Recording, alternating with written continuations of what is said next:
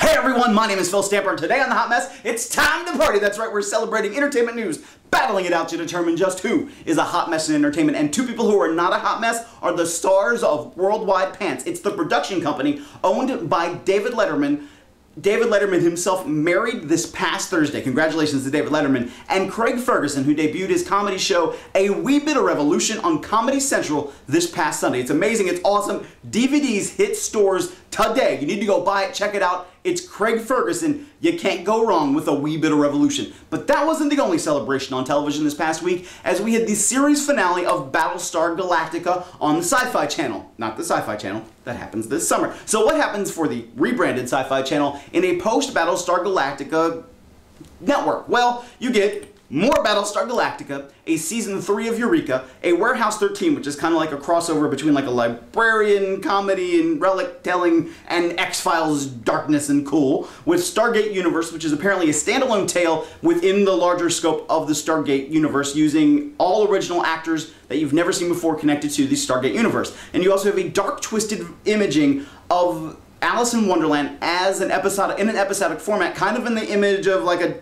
Todd McFarlane. So who is the hot mess in this cabal of shows for the rebranded Sci-Fi SYFY network? It becomes Warehouse 13, let's face it. Battlestar Galactica, Caprica, Eureka, and Stargate Universe will all be connected to a larger reality, and the re-imaged Alice in Wonderland will be kind of cool if done right. Warehouse 13 is going to kind of try to take the humorous side that like Eureka has and be sci-fi cool, or attempt to be that people thought X-Files was. It's not going to hit the target. Let's face it, I've seen the previews. It's not going to be that fantastic. But let me tell you something that is fantastic, and that's you guys. I asked you guys to tell me who you thought was a hot mess in the announcement of a crossover between Family Guy and Bones, as Stewie will appear as an image inside David Boreanaz's head as he's inflicted with an illness where he can actually see cartoon characters. Apparently, it is an actual real illness. Go look it up.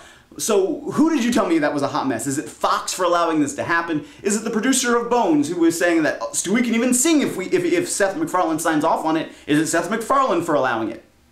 You told me it would be Stewie who would be the hot mess, because this might actually damage his character. I think that's a very, very interesting perspective. A lot of you said it. Thank you for participating. I'm going to have another fan interaction later this week. But another interaction, or a challenge if you will, are the two challenges involving OctoMom Nadia Sulman and MMA fighter Din Thomas.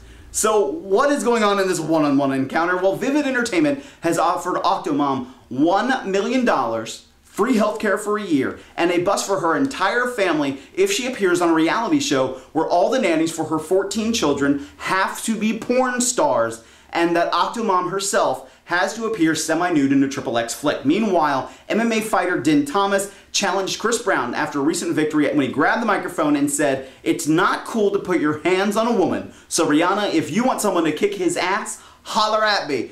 I think that's big words from Din Thomas. I think he would wipe the floor with Chris Brown, leaving not OctoMom the hot mess, but Vivid Entertainment for taking a cheap ride on the OctoMom train. Well, I think that's a train we're all ready for departure on. And two departures that have struck a recent chord is the news that Zac Efron is leaving the brand new version of Footloose, and Twilight director Catherine Hardwicke not returning for the New Moon Twilight sequel, which we all knew about. But apparently the studio has offered her the director position on a movie called If I Stay, based on a fantasy book that I've honestly never heard of. So who becomes the hot mess in this situation? It's going to be Catherine Hardwicke. Let's face it, no one's heard of If I Stay.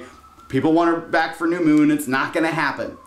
Zac Efron is a tremendous superstar in his own right. He's not going anywhere for a very, very long time. In other kind of connected Twilight news, Twilight has sold over 3 million DVDs on its first day of sale this past Saturday. As always, here on The Hot Mess, my name is Phil Stamper. Leave your comments and questions below. Let me know what you think is hot mess in news today. You have a good one.